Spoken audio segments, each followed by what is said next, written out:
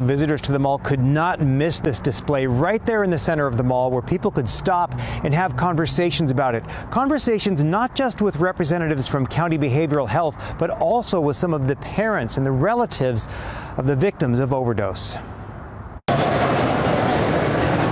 Every chair represents a person, a life that ended too soon. Red chairs are for opioid-related deaths, green methamphetamine. Yellow represents other drugs, and the blue chairs are for those who died of alcohol poisoning.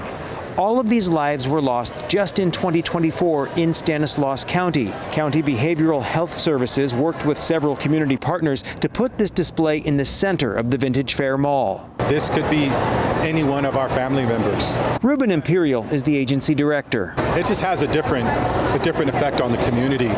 To walk by this display here today and see pictures and an empty chair of individuals that in 2024 passed away because of this epidemic. In the front row are some of the faces of the opioid epidemic.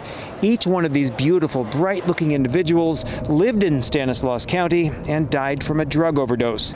Matthew Grover was 23 years old. Took half a pill to test it that he thought was a different pill, and it had fentanyl in it, and he was found that way.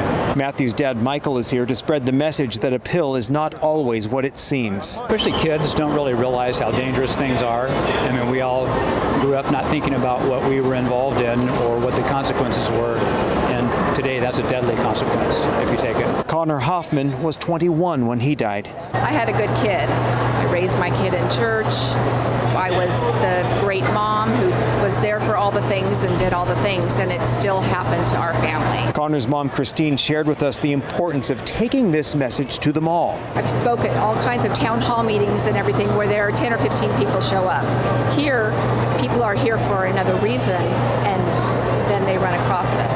Mall visitors were also able to pick up resources at a table, including Narcan kits with nasal inhalers that can be used to revive someone who is overdosing.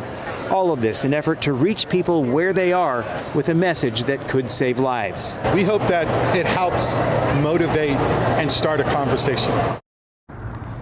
And the county would like to remind everyone that no matter where you are, if you or somebody you know are having a drug or a mental health related crisis, you can call 988. 988 will connect you to services in your area.